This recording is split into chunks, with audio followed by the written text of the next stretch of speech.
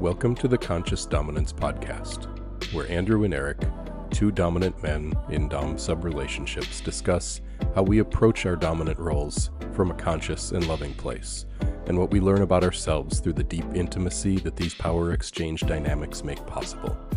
Sit back and enjoy the show. That's half of the year. So we've been doing this for 6 months, and we haven't missed a week. Nope. It started back in late March, I believe. We started recording and then released, I think, the beginning of April.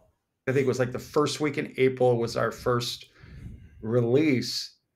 And these last 6 months were an extremely challenging 6 months for me on a personal level. Extremely challenging. I hinted at some of that when we were speaking, but this podcast has provided a consistent container and structure for me to show up to that I could count on every week, where I had skin in the game, where there was accountability, that I had to come out there and show up in the middle of a time where I was physically in a really tough situation with my shoulder injury that's still challenging for me, and then financially in a tough situation. And because of those two things, my relationship, it was challenging. It's challenging to be in polarity when you are injured and a lot of pain, and when you are financially struggling. Being forced to show up to that every week was challenging, but I just want to say thank you. I want to say thank you to our audience, for everybody that's out there that's listened to us for these 26 weeks. And for the comments and for the emails, for all of it. It's meant a lot. This is the first time I've ever done something. I've been online before, but I haven't had a podcast before. And I haven't put myself out here with this much consistency or with this much vulnerability. I appreciate it. So thank you. Thank you to you, and thank you to everybody. Yeah, it has been really cool. And it's been fun for me because it was about 6 months before we started doing this that Dawn and I started doing the Dom Sub Devotion podcast. So when we added this, now I was showing up twice every week. And what I realized when we got started in this is that my ability to speak with you guy to guy is way different than what I get to talk about on the podcast with Dawn, where it's the two of us and it's our relationship. And it's a completely different side of me that I get to bring here than what I get to bring there. And so it's fun to have both of these outlets for me. And that's been one of the coolest things for me, besides what is far and away the coolest is seeing how you've evolved over the 6 months, like just watching, knowing even more than what you've shared publicly here, but how deeply confronting so much of what you've been going through while you've been showing up here. It's been really fun to watch how that comes across as you, like, your energy, it's just settled. Yeah, thank you. Commitments that you don't break are so important. And I feel like it's one of the key things for me. It transforms you. It changes you. And you do it regardless of whether or not you feel like it, how sick you are, whatever it is. This idea of showing up. My dad said this when I was growing up, that I said he does well in his life. And I asked him, I said, what do you owe that to? And he said, I show up. And he meant that he shows up on time. He shows up early. He stays for the full extent of the time. He shows up. And that idea of showing up is, don't ever think that's not a big deal. We should value showing up. And I think showing up to our commitments, showing up to our women, bare minimum, but don't knock the bare minimum. That's important. And you don't get to play if you don't go through the door. Exactly. You don't get to be in the ring if you don't show up. You don't get to be play the game unless you show up. The show up. And we've shown up. We've shown up to this. I've shown up to you, you've shown up to me, and that's powerful. And if you can increase the things that you show up to, that are these commitments that you show up, and I show up to my relationship with Rachel, I show up to my home, to my children, to my responsibilities, and it changes you. And I think when we can add something that we show up to where we're being seen by other people and witnessed, that's what I mean by skin in the game. Because if you don't show up, it matters. And we need to find things in our life that where if we don't show up, it matters. And first person we need to show up to is ourself. But then after that, that circle can get bigger. But the most important person to show up to is to ourselves, to be there for ourselves. And that's what this podcast was about, I feel like, was how do we show up to ourselves? I love Jocko Willink uses this line, discipline equals freedom. Mm-hmm. And if that feels like that statement to me used to feel like a crushing burden to consider discipline equaling freedom, because I felt so unfree, and doing more shit felt like it would overwhelm me because of how overwhelmed I felt inside. And everything with doing this kind of a business that calls you to, for example, put out an episode every week. Yeah, it's you and I having this conversation, but then it's the editing, then it's the publishing, it's writing the show notes, it's all of the other stuff that goes on behind the scenes, and all of it has to get done in order for this episode to pop onto people's YouTubes and into their podcast players every week. This is our job as men, is to show up and do the work, to be disciplined with our commitments, even if you don't want to. That is not self-abandonment. That is not self-sacrifice. This, if we do the showing up begrudgingly and we feel like we're a victim of it, then we're missing the whole point. It is the freedom that we gain by disciplining ourselves and getting our shit in line, doing what we say we're going to do, and then making the things we say we're going to do meaningful and important to us. We're never sacrificing to that end. We are growing to that end through the discipline of showing up and participating in our life. I like that you use the word discipline, because I feel like in some ways showing up is step one of discipline. If you want to be disciplined, step one should read show up. And then you can improve upon that. But you can't improve upon something that you're not showing up to. So if a habit, show up to the habit. And I think about James Clear when he talks about these habits that we have. The first thing to do is establish the habit. Second thing to do, improve the habit. But you can't improve a habit you don't actually have. And I think one of the things that you and I in this podcast is we haven't made money off of this podcast. We're not showing up. If we don't show up, it really didn't matter, except for a couple hundred people that would listen to this, and they might not even notice. But that's the point, is you show up to things that even don't seem like a big deal because you made a commitment to someone else, from me to you. And we've made a commitment to this. Those couple hundred people matter. And we made a commitment to show up every week. We said we were going to do that when we showed up to that. And that's part of the discipline. And it's living what we actually speak about as well. And I love the word discipline, and the discipline giving freedom. I feel healing because of this podcast. So I feel more freedom in a sense because of the showing up. I feel closer to you. I feel closer to the language conscious dominance. I feel like I have a deeper understanding it, but because of what we've done to explore it, I feel ready to take a little break, which we'll talk about what we're going to do. And then we're going to come. We showed up for 6 months. We showed up every week for 26 weeks. And it's been a beautiful 26 weeks. I thought that we could use this time to talk about showing up, and also just to reflect a little bit about these last 6 months and what that's meant to us and to you. I think the biggest thing that all of this has meant to me is changing the paradigm around what it means to be a dom and what these dom sub dynamics really are and can be for people. Look how transformative it's been for you. Look how transformative it's been for me.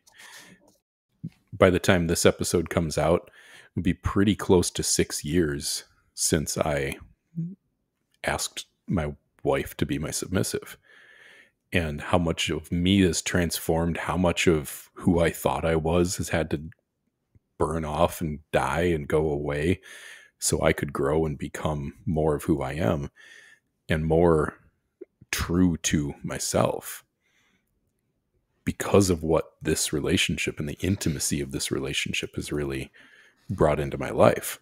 The fact that I get to show up here with you and have these conversations, and it's impacting other people in a way that is helping to show them that they can step into the life and the kind of relationship that they want and have it be good for them and for their partner. It's really, when we do this with consciousness, with awareness, this is making our lives better. And it means so damn much to me every time that somebody tells us that they've been impacted somehow and see that it's possible that they could actually have the life and the love and the relationship that they want.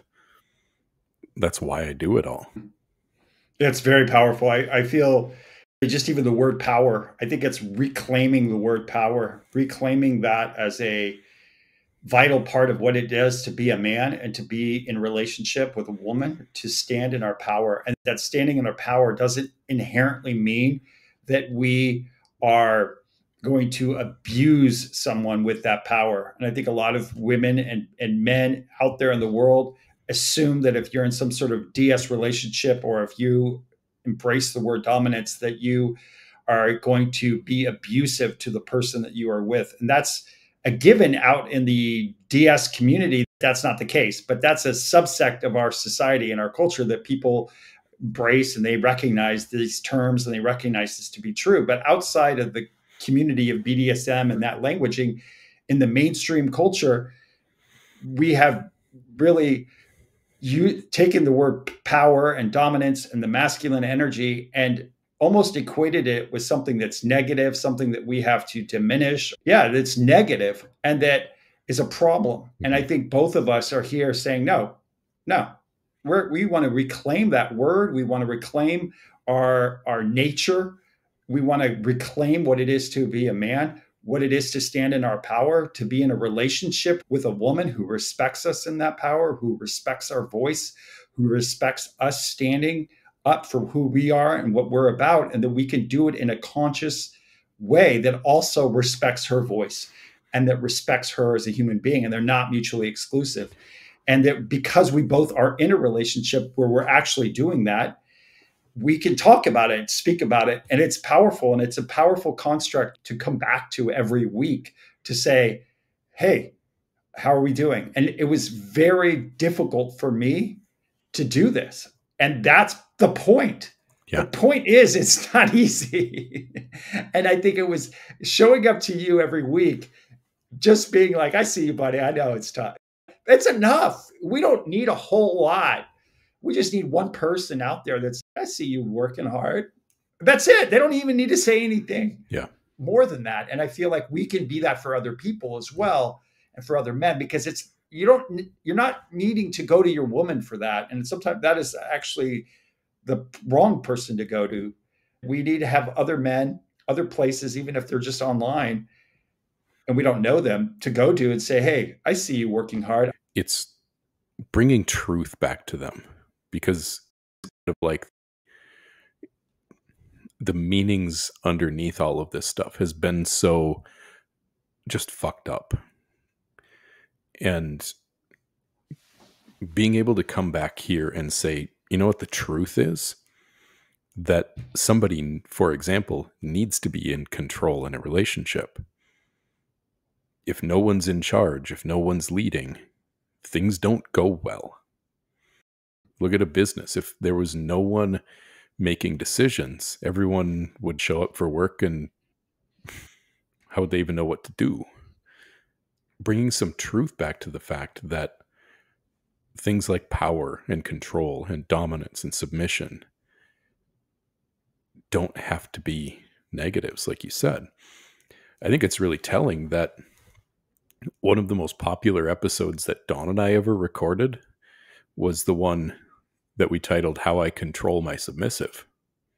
And in that whole episode, we talked about the word control and what it means to us and how I do take control of Dawn's life. But I don't do it in a way that limits her. I do it in a way that I'm trying to control the parts of her life that she has used to shut herself down, to keep herself small. I'm looking out for her and I'm taking care of her.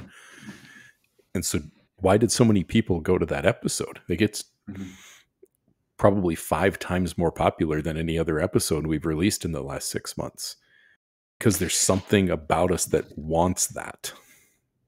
This is where I think we've said it here before.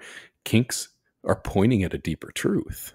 And this kink for control that people have, both taking control and giving up control, is pointing at a deeper truth of something that they really need. That's true. And being able to show them that it's possible, that this is not just a kink 100% and it's fun, but also it's deeply meaningful when you really get into it with awareness and you use that control not just for kink, but also, for example, if she's committed to obey me and I use that control to make her life better. Now we get both. I'm in control and her life is getting better by giving up control. We have a dynamic in our relationship where I have authority and control. Oh, that's another good word. Authority. And what it does is when things aren't going well, I can't blame her. And I think most men want this, right? It seems like if you're listening to this, there's a longing for this. But be prepared for growth, because there's no way to do this and not grow. You could try, but it's not going to go well. So when you have authority over someone else, it forces you to grow. And I feel like that's been one of the biggest lessons for me in this experience, has been the enforced growth that's built into this at all times. And especially when you have a woman who is in her voice, is in her place, and is in her truth. She's going to be speaking things that are uncomfortable for you to hear. It's uncomfortable for me to hear. It's uncomfortable for me to see that she's struggling, or that she's overwhelmed, or that she's unclear, because it seems like it may be an indictment on my leadership or on my authority or any of that. And so I have to be able to witness all of that, and at the same time not try to come in and fix it and control it. There has to be this capacity. When you talk about control, it's also, this is where the art gets into it, and we've talked about this, but it's not about fixing it in the moment so you feel better, I feel better. It's also about seeing the larger, bigger picture. And so a lot of what I've learned is it's not about controlling her, it's about controlling my response and my reactivity and my whoosh, and whether or not I react in the moment. And if I can be dominant in controlling that, then I'm able to know what to do in the moment to hold her and lead her. And we've talked at length about this, but that, learning that as a habit, I still don't do it perfect all the way. Like today, there was something that happened earlier this morning, and she said something that was upsetting to me, and I bit her, like I snapped at her, like in a way that was like I was a jerk and I was an asshole, and I didn't hold space for her, and I interrupted her and I yelled at her in a way. It was like, it reminded me of my grandpa, who would just talk to my grandma as though she was just like nothing. So how do you handle that now versus how you handled that in the past when you spoke to her that way? And how have you evolved in that? How is it different for you? Well, first of all, I'm aware that's not what I want to be doing. So the first thing is, as I'm doing it, I'm aware, and I'm like, fuck. And then we are also busy and there are other things going on. So I had to walk away. And one of the big things for me is to not try to go fix it until I'm out of my emotional field. And I think so the biggest transformation for me is that before I might do something like that, and then I go back to her and try to fix it and make it feel better, and apologize, but I'm in the energy, like I'm needing her to change so I feel better. I have to get to a place where I don't need her to change or I don't need her to feel better. I have to feel better and stronger. And that depends on how long that takes. And the same thing happened yesterday where I got upset at her. So I still have this part of me. Part of all this starts from a very innate, natural part of me that is by nature aggressive, loud, and domineering. And I scored very high on the D on the test that you do with Tony Robbins and those like DIC and Mhm. all of that. For me, it's not been about how to be more assertive and more control. It's about how to do that artfully and how to do that consciously. And that's been my biggest learning curve for this because I naturally want to come in and just assert and control, but I can do it like a stupidly and without awareness and like a bludgeon. And that's been my issue. Well, so I want to challenge you on something there. Yes. Because to say that is what comes naturally or that's your nature, is it? Or is that your nurture? Is it your That's a good cunning or is point. it your I think that authenticity? is my conditioning. I think it is. That is my. Let's say this. That's brilliant, Andrew. Thank you for bringing that up because I think about this. And Rachel's course on the mudroom and the ladder emotional spectrum is really helpful in this. And so, if I want to say, we've talked about this before, but before the line, below the line. So when I'm triggered or in an emotional frequency where I'm below the line, that's my natural way of being, and I think that's derived from trauma, from certain things that happened to me when I was young. That is my fight, flight, or freeze. I'm definitely a fight kind of thing. That it is not a freeze. Yeah. So it's your And programmed response, it's but my program response. And so I think a lot of it is the fight control kind of thing. This has been what this experience has done for me more than anything is to say to myself, I have a choice of how to respond in that moment, to pause and say, my habituated response of fighting, of controlling, is not necessarily the only option in this moment. And so thank you for bringing that up because bringing consciousness to the moment is about bringing myself out of that and then giving myself choice in that moment. And this experience in these last 26 weeks has done more to help me with giving me options in how I habitually respond and how I show up. Let's say it that way. And how I show up in that moment. I love that you came back to choice there because this is my favorite way that I've maybe ever heard this put is that we don't have tendencies, we don't have habits, we don't have any of these things once we're aware of them. Once we know that it's there, now we're choosing it. Doing the thing that we don't quote unquote want to do, but we are still choosing it. So then we have to get present with what is the part of me that wants to, that actually wants it to be this way. Because we wouldn't keep doing something when we know that we're doing it and we know we don't want to do it. Like we're aware that we don't want to do it, but we still keep doing it. Yeah. So why do we know what we need to do? Why don't we do it? There's some part of us that's still getting something out of that tendency being there, but it's not a tendency anymore. Once you know that it's there, now you are choosing it, and you have to take that kind of responsibility in order to change it. You have to be willing to go, yeah, you know what? There's a part of me that really wants to be a dick, that needs to act that way. What's that part of me? Right. Okay, well, that's that wounded inner child. And so I think we also do a lot of damage to ourselves with language. And this is why I challenged you on that, because I don't want to see you poison yourself. We're going to be talking in some upcoming episodes about the 4 agreements and that book, but using black magic language, like he says in that book, to say it's in my nature that I react this way. Thank you for that. No, nature. Your nature is not to be a dick. That is your nurture. That is your programming. That was what you learned. And this is what we get to do by showing up here with each other And why we started this podcast in the first place is we were showing up for these conversations with each other, and then we decided to start recording them.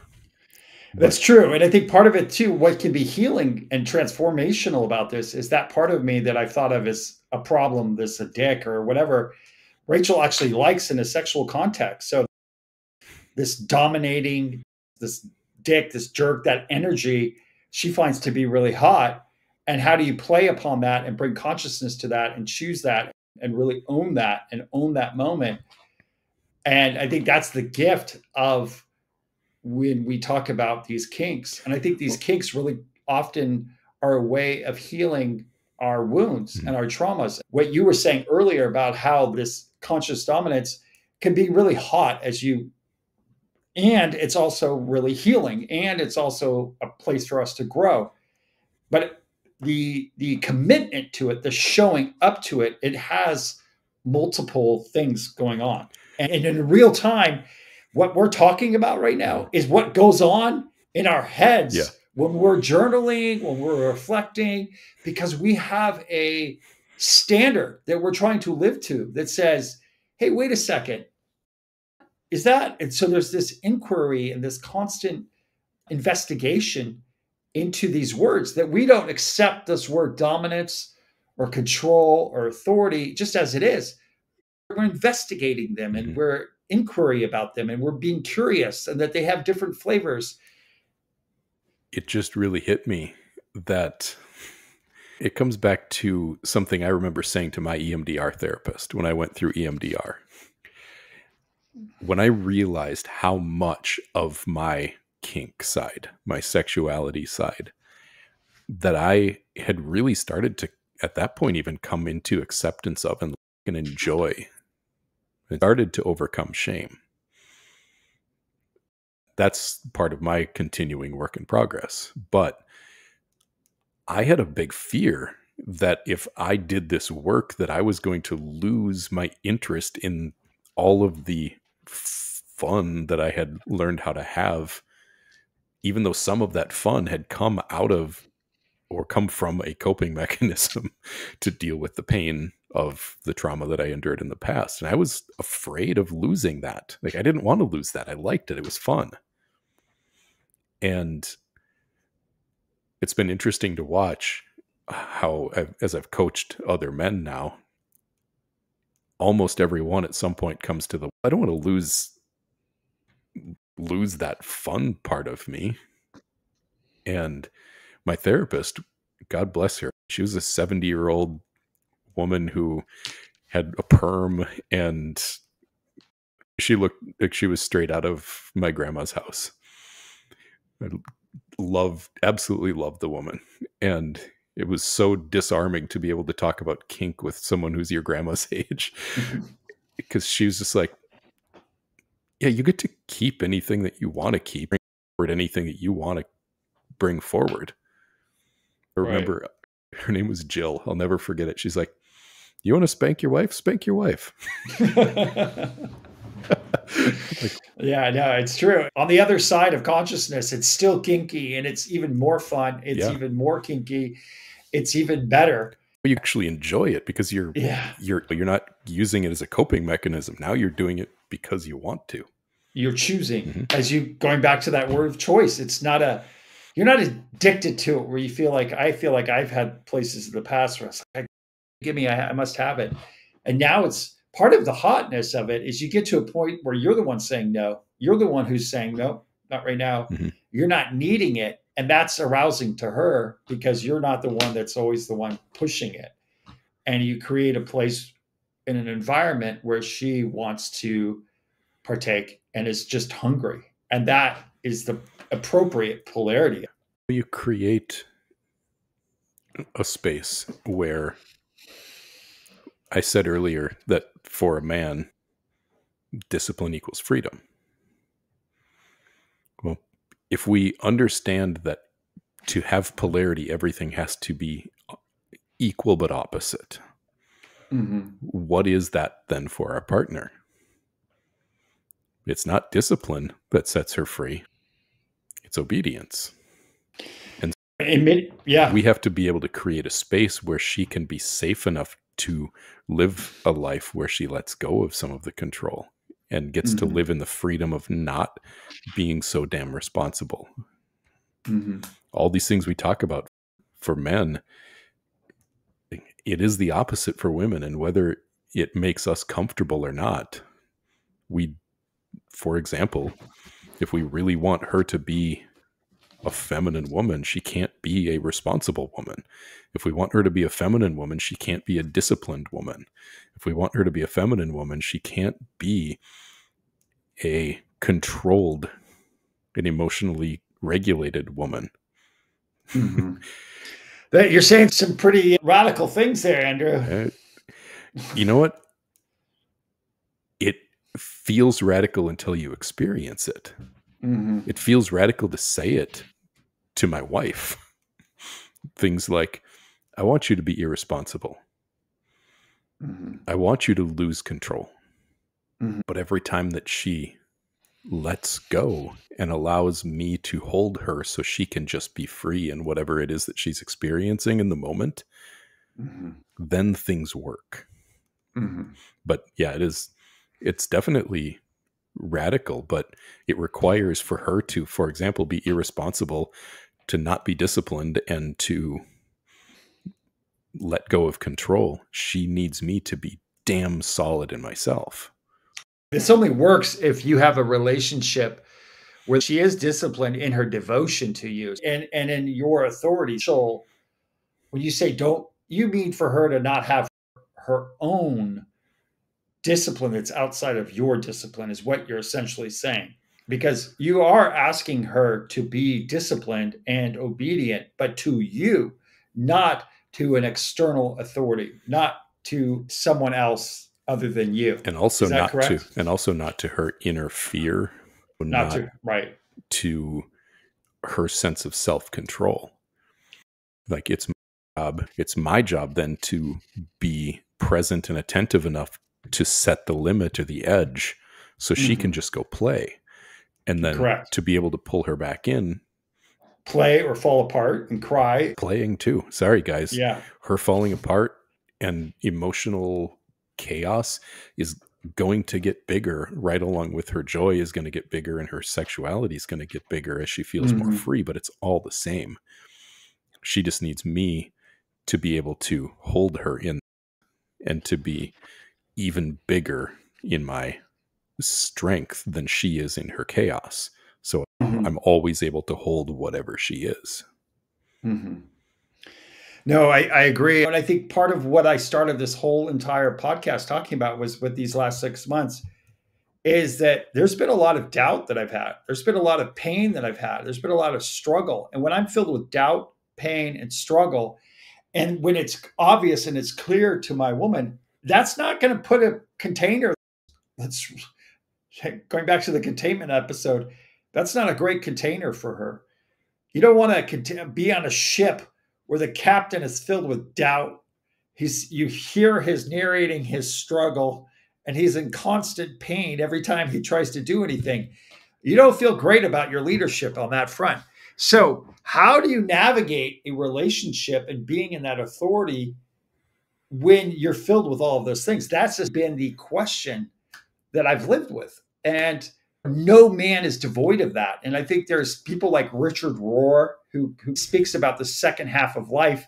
And he has this book, he says, Falling Forward. And the notion that when we fall, we really are able to transform ourselves to a point where we are making progress. And I'm really interested in this notion of how do we lead? How do we be consciously dominant while at the same time having doubt, having pain, having struggle, having to show up despite that? And I think this is where this bare minimum of showing up, which I also think of as grit, is a foundational word. And so even in the midst of all of the struggle, of all of the pain, I never cheated. I never broke my contracts with substances. I never went to my old habits of porn and all these other places. And I never did anything that I used to do. And because of that, I respected this container. I also was really showing up to my commitment to her. That baseline, to all you men out there, when you are struggling and when you're going through it, there is a baseline foundational container that she may not feel the container from you in all the ways that she'd like to, but she can at least know that there's some edges, and that we went up to those edges, and she knows that I'm not going to go past that. That can be enough to hold a relationship, and with which you can bounce up, stand up, and get your erection back, be vertical, and move forward quickly. But if you break through those, there's a lot more you have to work back to get to that starting point of trust. So because I never betrayed her trust, because I never did any of that, as soon as I was able to right my ship, she was ready to go. She was ready to be led by me. And it was really just up to me. And so I want to tell men out there, your commitment, your ethics, your values, the things that you've committed to with your woman, they fucking matter. And they matter more than you realize. They matter. They're a big deal. Your word, your honesty, these things, they matter. And they matter especially when you're going through it, and especially during the hard, challenging, difficult times. They matter. And that's what it means to show up. And so when I say show up as a baseline foundation for conscious dominance, grit. It's showing up with grit and having grace with yourself that you're not able to show up beyond in the fullest extent. So if I've learned anything from these last 6 months, it is that my grit matters, and to have grace with myself, that I can't show up at a 10, but I can show up at a 1. And the 1 sure as fuck matters a lot more than showing up at a -5. I've learned this in physical training. I've learned this with habits. I've learned this with eating. If you want to commit to the gym, show up, bring your shoes, do a little bit. It matters. If you want to quit drinking, it matters that you don't drink for a long period. It matters. Honor what you can do. Honor the little bit. Honor the little steps. Honor all of this growth, because that's how we're able to build on that and get more and more, and it can get bigger and better. More so than all the other things that I've learned in these last 6 months. I think the thing that I'll never forget is that the grit, the baseline foundational bottom floor of what conscious dominance is, it exists. As long as you can hold the line there, you're good. And that's reassuring in the darkest of moments, that you can always, there's always a baseline that you can hold on to, that you don't go through. It's like if you're in war and you just got to hold that line. And if you just can hold that line, you can come back another day. But if you break that line, it's going to be really hard to come back another day. Find that line. When you say that it matters, to me, the key to that is that it's not that it matters because of what your woman thinks about it or what you have to do in order to get her to be a certain way. Yeah. Understand that this matters because when you show up for yourself, when you hold to your values, when you hold to your commitments, when no one else is watching, when it's completely secret, when you choose to be who you say that you are, then you get to feel that way about yourself. Exactly. And the energy of having that trust in yourself, having that integrity in yourself matters. That's what matters the most, because now when you go out into your life, when you go into a relationship with your woman, when you go out into public, you're going to carry yourself with the energy of being the kind of man who has integrity, who said, for example, I'm not going to drink. And then was hanging out at home by himself with no one around and that bottle of whiskey sitting on top of the fridge and said, no, I said, I'm not going to drink. I'm not going to drink. And choosing that. Now you get to, like, that is a level up internally in your own self-trust, in your own integrity, your own sense of responsibility. And it's not about cutting yourself off from these things. It's about how you get to feel about yourself when you hold to your word internally. It does. Pick your lines. It may be different for everyone, and it may be different seasons of it, but whatever you decide your line is, this baseline, that then holds you. It held me during the hardest of times. That's essentially what we mean when we say values. Values matter, and Yep. you show up to your values when things are difficult, when they're challenging, when everything else is going crazy haywire, and it's just you with you. And what is it to have these values? And so for me, with you, we had a value of showing up. We showed up and we figured out how to make it so that we would do a couple ahead of time, so that because we knew a couple of weeks we weren't going to be able to be there and do it. So we built that into it, understanding just in general in life, you may not be able to show up physically, but you know that you can't show up. So you plan ahead of time and you accommodate yourself in that. And that's part of the grace. And it's the responsibility. Yeah. So you're still showing up. It's just showing up on a broader context. And I love what you said so much, because it's really about finding the source within ourselves. It's not about the woman. I was coming down to do this podcast, and I was just up with Rachel, and I was thinking about myself in this whole last 6 months. And I was thinking, God, it's really me with me. And it's not about using her as an example of, oh my God, look at this amazing sex life. Look at how awesome she is. Look at all the cool things that I've been able to do with her. That's all true, but it's not what's most exciting to me about it. What's most exciting to me is my own personal relationship with myself, me with me. And it's my own sense of self-respect and self-love and self-honoring that has occurred in these last 6 months, that has been transformational, because it's not something external. I've been through programs, but they've always been someone else's programs. But this was like our program. We created this program, just me and you together, as a commitment to doing this, to showing up week by week. So I have one last thing that I want to share that's really meaningful to me about doing this podcast and doing it publicly, and sharing what we do so openly about our lives, about this inner work, about being in dom-sub relationships. And that is overcoming shame and helping to remove the stigma around healthy masculine strength, around dominant masculine strength. The shame that people feel about wanting this is so destructive to the exact energy that we need more than anything else in the fucking world right now. And that is men who are brutally strong and who use that strength to take care of the people that they love. And then also to protect them from evil, to protect them from pain. Claim it. And when we're in shame about our desire to be strong, we stuff our strength and it comes out sideways. And this is where we get most of the problems we have in the world. Masculinity is necessary. Being able to talk about things like having a relationship where my wife defers to me and obeys me no matter what I tell her to do. And that I'm not ashamed of that. I'm damn proud of it, because I use that power, that authority, that control for good. And that any man who wants to step into that kind of strength, he's going to have some shit to sort through.